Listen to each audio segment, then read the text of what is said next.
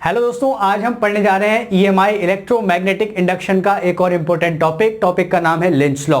कल हमने डिस्कस करा था फैराडे लॉ, जिसने बताया था कि भैया EMF is equal to rate of change of magnetic flux, यानी कि जितनी जल्दी जल्दी आप फ्लक्स चेंज करते हो उतना ही ज्यादा ईएमएफ बनता है ना। और हमने बताया था कि फ्लक्स को चेंज करने के तीन तरीके हैं, या तो आप मैग्नेटिक फील्ड में चेंज करो, या एरिया ऑफ द लूप में चेंज करो, या एंगल चेंज करो, रोटेट करा दो। उस पर हमने क्वेश्चन भी किया था, है ना। और हमने ये भी देखा था कि इसमें माइनस साइन बताता है पोलैरिटी ऑफ ईएमएफ के बारे में, कि ईएमएफ जो होता है वो कैसा बनता है। ये लेंज लॉ हमें आज बताएगा। आज हम इसके बारे में ही डिस्कस करने वाले हैं कि माइनस साइन क्या सिग्निफाई करता है। तो पहले सीखते हैं what is Lenz law. Lenz law basically energy conservation law है। मतलब अगर कहीं आपने एनर्जी को ट्रांसफॉर्म किया तो उसी डायरेक्शन में वापस एनर्जी नहीं मिलेगी। यानी कि अगर आपने कहीं 10 जूल वर्क किया तो और आपको फ्री फंड में 10 जूल वर्क नहीं करना पड़ेगा, यानी कि फ्री में ईएमएफ नहीं मिलेगा। ईएमएफ कैसा मिलेगा? वो करंट का अपोज करेगा। किस करंट का अपोज करेगा? जिससे कि ईएमएफ बना है। ठीक है, तो यही लेंज लॉ है। थोड़ा सा ध्यान से उसको देखेंगे। क्या है? मैग्नेटिक इंडक्शन या electromagnetic induction, electromagnetic induction, electromagnetic induction oppose the cause oppose the cause by which it has been generated, यानी कि जिस शिष्य को पढ़ा दो कल को वही ज्यादा बुद्धिमान हो जाता है और कहता है इन पे कुछ नहीं आता मास्टर साहब पे, हम तो इनसे ज्यादा जानते हैं। यानी कि वो अपने ही मास्टर का अपोज करने लगता है मजाक सेट के। यानी कि क्या हुआ कि मैग्नेटिक इंडक्शन जो इंड्यूस होता है, जो मैग्नेटिक इंडक्शन होता है, वो उसी कारण का अपोज करता है जिससे वो स्वयं अपने आप खुद जनरेट होता है। तो ये एनर्जी कंजर्वेशन है ना भाई। +10 इधर तो -10 इधर, +10 -10, बढ़िया एनर्जी कंजर्वेशन। ऐसा थोड़ी जाएगा +10 अपने आप मिल गया, +10 और +10 मिल गया फ्री फंड में। तो ऐसे तो एक बार काम करो, एक बार मोटर चालू करो, छोड़ दो, साइकिल चालू करो, पेडल मारने छोड़ दो, फिर तो चलती रहेगी अपने आप। लेकिन ऐसा पॉसिबल नहीं है, उसके लिए आपको लगातार वर्क करना पड़ता है। तो यही बताता है लेंज लॉ कि जो भी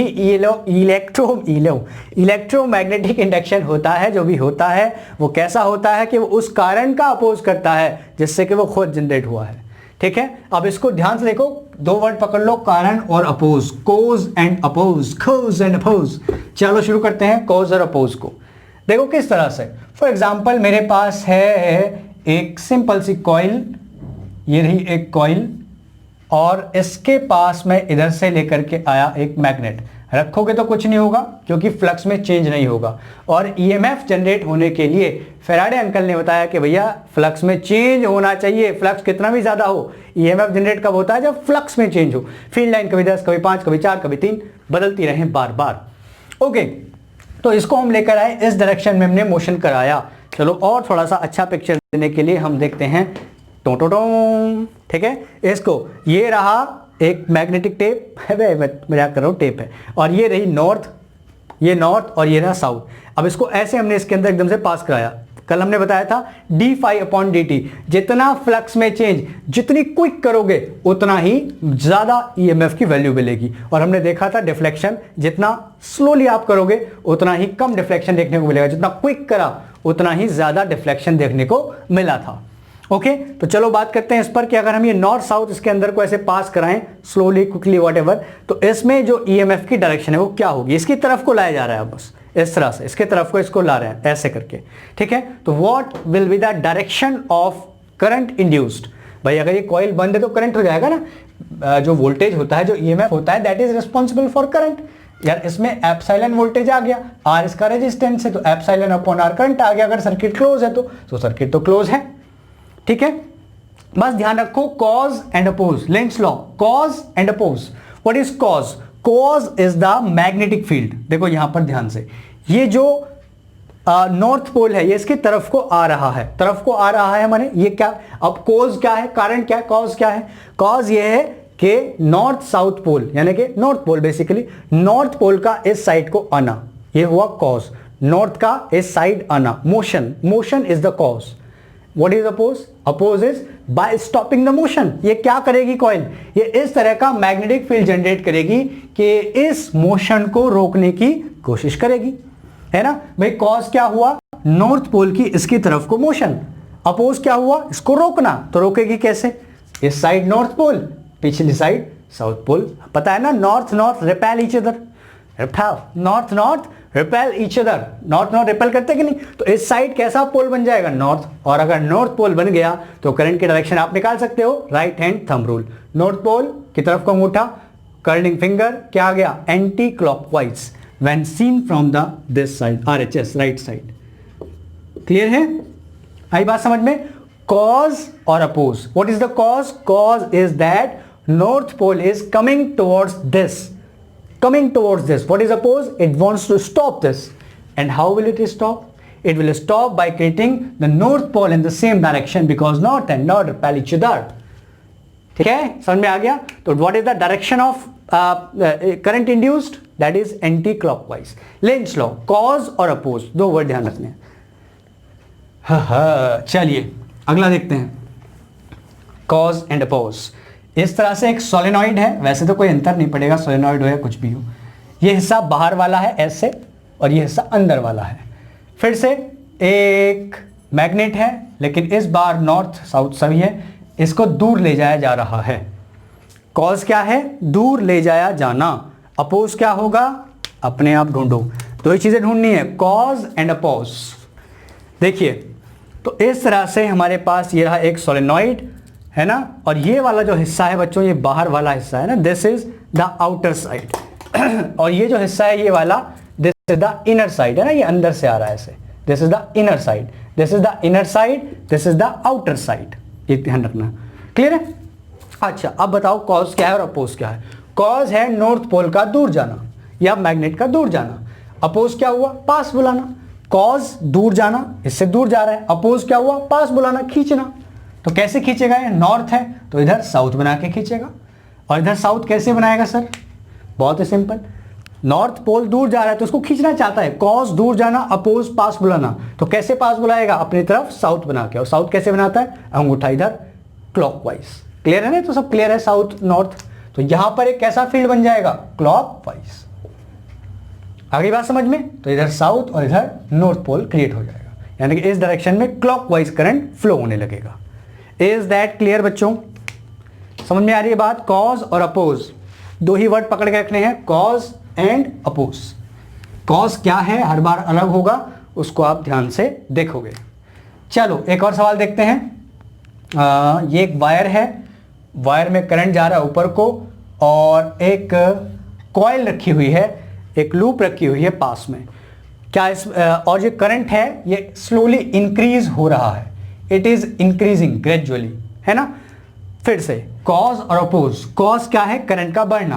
what is the cause, current का बढ़ना। ये क्या करेगा, घटाएगा। कैसे, अब देखते हैं। सबसे पहले इस पॉइंट पर आप देखो कि मैग्नेटिक फील्ड की डायरेक्शन क्या है ना। ये इस तरह से मानो कि करंट ऊपर को जा रही है और इस तरह से कॉइल रखी हुई है। What is the direction of current at this point, direction of magnetic field, sorry, what is the direction of magnetic field generated by this wire at this point. चलो लगाते हैं रूल, टिंग, इस तरह से। तो देखो अंदर को जा रहा है यहां से फील्ड, बात समझे कि नहीं। तो यहां इस पॉइंट पर फील्ड कैसा हुआ, इनसाइड। क्लियर है कि नहीं, जल्दी से बताओ। देखो वायर में करंट जा रहा है ऊपर को और कॉइल रखे इधर, क्या करा हमने, अंगूठा ऊपर को और ये इस तरह से। तो देखो ये उंगलियां कैसे मुड़ी, इधर को ऐसे यूं जाएगा, यहां से बाहर की तरफ आएगा। Is that clear. तो what is the direction here of magnetic field, answer है इनवर्ड। और करंट कैसा हो रहा है, इंक्रीज हो रहा है, बढ़ रहा है। तो इधर भी फील्ड कैसा हो रहा होगा, बढ़ रहा होगा। बी बराबर mu naught I upon 2 pi r. अगर करंट बढ़ रहा है तो मैग्नेटिक फील्ड भी क्या हो रहा है, इसके थ्रू बढ़ रहा है। और अगर मैग्नेटिक फील्ड बढ़ रहा है तो फ्लक्स भी बढ़ रहा है। Is that clear. तो कॉज क्या हुआ, मैग्नेटिक फील्ड का बढ़ना। Is that clear. कॉज क्या हुआ, मैग्नेटिक फील्ड का बढ़ना। अपोज क्या हुआ, घटना। तो यानी कि इसमें जो करंट बनेगा वो इस तरह का बनेगा कि इस मैग्नेटिक फील्ड को रिड्यूस करने की कोशिश करेगा। अब कैसे रिड्यूस करेगा, इसके सेम डायरेक्शन में बना के कि अपोजिट में डायरेक्शन में बना के। तो बहुत ही सिंपल, इसको रिड्यूस करना है, कम करना है इस मैग्नेटिक फील्ड को, इस वाले। तो कैसे करेगा, इसके अपोजिट डायरेक्शन में मैग्नेटिक फील्ड बना के। अपोजिट मतलब बाहर आता हुआ। तो ये जो लूप होगी ये किस तरह का मैग्नेटिक फील्ड बनाएगी, बाहर आता हुआ। तो करंट कैसी हो गई, anti clockwise. Is that clear? अच्छा, अगर ये लूप इधर रखी हो तब इधर देखते हैं कि फील्ड कैसा है इसकी वजह से। देखो यहां से अंदर की तरफ, तो यहां से बाहर की तरफ, इमेजिन करो ना इस तरह से, यहां से अंदर, यहां से बाहर की तरफ। तो यहां जो फील्ड है ये किस तरह का बना, बाहर की तरफ को आता हुआ। कॉज क्या हुआ, इंक्रीजिंग दिस फील्ड, ये फील्ड बढ़ रहा है बाहर की तरफ को आता हुआ। अपोज क्या हुआ, ये फील्ड घटाना। घटाएगी कैसे कॉइल, इसके अपोजिट डायरेक्शन में मैग्नेटिक फील्ड बना के। तो अपोजिट डायरेक्शन मतलब अंदर को मतलब क्लॉकवाइज। तो इस तरफ करंट आ जाएगा क्लॉकवाइज। Is that clear? अगर यहां पर करंट डिक्रीजिंग हो गई तब बताओ, तब आंसर क्या रहेगा? करंट अगर यहां पर डिक्रीजिंग लिखा हुआ आ गया तब आंसर क्या रहेगा, तब इसके उल्टे हो जाएंगे। यार करंट डिक्रीज हो रहा है यानी कि ये वाला मैग्नेटिक फील्ड घट रहा है, और अगर ये वाला मैग्नेटिक फील्ड घट रहा है तो ये कॉइल क्या करेगी, कॉज क्या हुआ, यहां पर लिख दूं मैं पहले डिक्रीज। कॉज क्या हुआ, डिक्रीजिंग मैग्नेटिक फील्ड, इस तरह के मैग्नेटिक फील्ड का घटना। अपोज क्या हुआ, इस मैग्नेटिक फील्ड का बढ़ना। और बढ़ाएगी कैसे, इसी के डायरेक्शन में मैग्नेटिक फील्ड बना के। तब हमारे जो आंसर होगा वो यहां पर आ जाएगा क्लॉकवाइज और यहां पर आ जाएगा एंटी क्लॉकवाइज, है ना। डिक्रीज मतलब ये वाला मैग्नेटिक फील्ड घट रहा है, this is the cause. What is the oppose, to increase this type of magnetic field. How will it increase, to generate the magnetic field in the same direction. ये बात ध्यान रखोगे ना, कॉज एंड अपोज, बस दो ही बातें आपको ध्यान रखनी है। बहुत ही सिंपल है, डायरेक्शन बताना बहुत इजी, बस दो बातों का रखोगे ख्याल। अच्छा, एक और सवाल देखते हैं। एक मैग्नेटिक फील्ड बना हुआ है इस तरह का, इनवर्ड दिख रहा होगा साफ साफ। इसमें एक कॉइल रखी हुई है इस तरह से, इस कॉइल को स्ट्रेच किया जा रहा है चारों तरफ से, दबाया जा रहा है ना। मतलब एक मैग्नेटिक फील्ड है अंदर को जाता हुआ और यहां एक कॉइल रखी है, इस कॉइल को दबाया जा रहा है। ऐसे दबाने से क्या हो रहा है, सोचो, what's happening by pressing coil. क्या हो रहा है दबाने से कॉइल को, देखो बी ए कॉस थीटा, इन्हीं तीनों चीजों को देखना है। बी तो चेंज नहीं हो रहा, वो तो फिक्स है, बाहर वाला magnetic field. What is getting change, area is getting changed, area है ना, एरिया घट रहा है। अब एरिया घट रहा है इसका मतलब क्या हुआ कि इसके अंदर की फील्ड लाइन घट रही है। अभी सोचो इसके अंदर 10 फील्ड लाइन जा रही थी, अब इसमें आपने इसको क्या किया, दबा दिया, प्रेस कर दिया। प्रेस करने से क्या हुआ कि इसके अंदर की फील्ड लाइन घटने लगी, यानी कि मैग्नेटिक फील्ड घटने लगा। Is that clear? Magnetic field घटने लगा दबाने से। देखो अभी 10 लाइन, 3 2 1 0। तो मैग्नेटिक फील्ड क्योंकि घटने लगा तो क्या हुआ, कॉज हो गया। ये कॉज क्या हुआ, मैग्नेटिक फील्ड का घटना। अपोज क्या हुआ, मैग्नेटिक फील्ड का बढ़ना। कैसे बनाएगी, कैसे बढ़ाएगी ये फील्ड, इसी की डायरेक्शन में बना के, है ना, इसी की डायरेक्शन में बना के। तो इसकी डायरेक्शन में कैसे, क्लॉकवाइज। भाई क्लॉकवाइज तो होगा इनवर्ड, तो करंट कैसा आ जाएगा, क्लॉकवाइज। Is that clear? बहुत बढ़िया भैया। अब डॉट फील्ड बना हुआ है, डॉट, डॉट माने बाहर को आता हुआ मैग्नेटिक फील्ड। इसमें एक कॉइल है जो पहले से ही स्ट्रेच्ड है, पहले से स्ट्रेच है। अब इसको खींचा जा रहा है, स्ट्रेच नहीं सॉरी प्रेस्ड है। अब इसको खींचा जा रहा है, कॉन्ट्रैक्टेड है, ठीक है। इसको खींचा जा रहा है तो खींचने से क्या होगा, फिर से देखो इसके अंदर जो फील्ड लाइन है वो इंक्रीज होंगी ना। भाई इसको ऐसी जरा सी जगह में सिमटी, इसको खींचा जा रहा है, तो खींच के क्या हो रहा है, फैल रहा है। फैल के क्या हो रहा है कि इसके अंदर जो फील्ड लाइन है वो बढ़ रही है। तो फिर से ढूंढो, कॉज क्या हुआ, मैग्नेटिक फील्ड लाइन का बढ़ना, फील्ड लाइन का बढ़ना। अपोज क्या हुआ, फील्ड लाइन का घटाना। घटाएगी कैसे, इसके अपोजिट डायरेक्शन में फील्ड बनाकर। अपोजिट मतलब इनवर्ड। तो कैसा करंट आ जाएगा इसमें भी, क्लॉकवाइज। बहुत ही अच्छे से मैंने आप लोगों को समझाने की कोशिश करी है। देखो यार ध्यान से समझना है इसको, कॉज और अपोज, कॉज और अपोज दो बातें ध्यान रखो। मैग्नेटिक फील्ड का घटना बढ़ना, यही कॉज है ना। इन्हीं तीन चीज देखो, बी ए कॉस थीटा। अपोज इसका जस्ट उल्टा, जो भी हो रहा है, मोशन हो रहा है, क्या हो रहा है, ये आप ध्यान से देखोगे। ओके, अच्छा एक और सवाल देते हैं कि यहां पर एक वायर है, इसमें स्टेडी करंट फ्लो हो रहा है, मतलब ना ये करंट बढ़ रहा है ना घट रहा है। तो बताओ इसमें पास रखी हुई कॉइल में किस तरह से करंट इंड्यूस होगा। ध्यान से बताना, सोच समझ के, थोड़ा ट्रिकी वन। तो आंसर है इसमें कोई करंट इंड्यूस नहीं होगा, क्योंकि मैंने क्या बोला, स्टेडी। कॉज क्या है, कुछ है ही नहीं कॉज, ना मैग्नेटिक फील्ड बढ़ रहा है ना घट रहा है। तो जब फ्लक्स में कब चेंज होता है, ईएमएफ कब इंड्यूस होता है, when there is change in flux. change in magnetic field, change in area, change in angle, nothing is getting changed, everything is fixed, so no EMF will be induced in the coil, hence no current. ये भी बात ध्यान रखना, कभी कभी वो ऐसे दे देगा स्टीडी.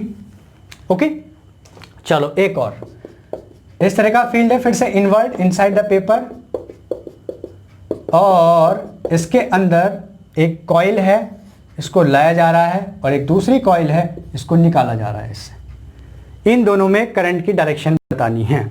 देखो ये बाहर से आ रहा है, इनके इसमें जीरो फील्ड लाइन थी, आया आया आया 1 2 3 फील्ड लाइन बढ़ने लगी.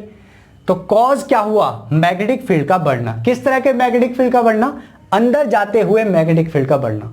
Is that clear? कॉज क्या हुआ? मैग्नेटिक फील्ड का बढ़ना. कौन से मैग्नेटिक फील्ड का बढ़ना? अंदर जाते हुए मैग्नेटिक फील्ड का बढ़ना. This is the cause. Now what is the oppose? To decrease this type of magnetic field. कैसे डिक्रीज करेगा? बाहर को बना के, यानी कि एंटी क्लॉकवाइज. तो उसमें करंट की डायरेक्शन क्या आ गई? Anti clockwise. सिमिलरली आप ये बता सकते हो, इसमें कॉज क्या है? ये मैग्नेटिक फील्ड से बाहर जा रहा है. इसका मतलब क्या हुआ? अभी 10 line, 5 line, 3 line, 2 line, field line घट रही है, घट रही है. इसका मतलब क्या हुआ? कॉज क्या हुआ? इस तरह के मैग्नेटिक फील्ड का घटना. अपोज क्या हुआ? बढ़ाना. कैसे बढ़ाएगा? सेम डायरेक्शन में मैग्नेटिक फील्ड बनाकर, यानी कि क्लॉकवाइज. आ गई बात समझ में? बोलो, मिटा दें? चलिए अगला सवाल देखते हैं. एक कॉइल है, फिर से इस तरह से लूप है, और इसके अंदर एक वायर है, और वायर में करंट जा रहा है अंदर की तरफ को, increasing. What is the direction of current induced in the coil? जल्दी से बताओ, सोच समझ के बताना. एक वायर है, वायर इस तरह से फिक्स है, उसमें करंट जा रहा है अंदर की तरफ को वायर में, और ये कॉइल ऐसे रखी हुई है. तो इसमें कितना करंट इंड्यूस होगा? तो सबसे पहले बच्चों ध्यान रखो यार कि करंट कब इंड्यूस होता है. करंट तभी इंड्यूस होता है जब फ्लक्स में चेंज हो, when there is a change in flux. But here क्या आप देख रहे हो? देखो इसकी मैग्नेटिक फील्ड लाइन बनाना जरा. ये वायर है, सर्कुलर बनेंगी इस तरह से, ऐसे तो बनाओगे मैग्नेटिक फील्ड लाइन. इसका मतलब क्या हुआ? क्लॉकवाइज बनेंगी, है ना, क्लॉकवाइज. तो यहां जरा ध्यान से देखना भाई, जितनी फील्ड लाइन इस कॉइल के अंदर से जा रही हैं, 2 फील्ड लाइन जा रही हैं, 2 ही वापस आ रही हैं, यानी कि change in flux through the coil कितना है? 0. गॉसेस लॉ ऑफ मैग्नेटिज्म, याद है ना, कल पढ़ाया था Gauss's law of magnetism. There is no change in flux. इस कॉइल के थ्रू फ्लक्स में चेंज ही नहीं हो रहा, hence there will be no current induced in the coil. ये भी ध्यान रखना, है ना. अगर कोई करंट कैरिंग एलिमेंट किसी लूप के अंदर, अब लूप का शेप चाहे कुछ भी हो, और मैग्नेटिक फील्ड की डायरेक्शन भी कुछ भी हो, अगर किसी लूप के अंदर कोई मैग्नेटिक फील्ड है, then net current induced will be 0. क्यों? क्योंकि फ्लक्स 0 हो गया. और फैराडे ने क्या बोला कि भाई फ्लक्स में चेंज होना चाहिए, तभी मैग्नेटिक फील्ड या कह लो कि ईएमएफ बनता है. क्लियर हो गए क्वेश्चंस? तो ये कुछ बहुत इंपॉर्टेंट सवाल थे. लगभग मैंने सारे सवाल कराने की कोशिश करी है लेंज लॉ से रिलेटेड. माइनस साइन क्यों आया पता लग गया, ईएमएफ हमेशा उल्टा बनता है. अब इसको आगे और कंटिन्यू रखेंगे इस चैप्टर को, मोशनल ईएमएफ पढ़ेंगे, उससे रिलेटेड टर्म्स पढ़ेंगे. ओके बच्चों, bye bye, tata, take care.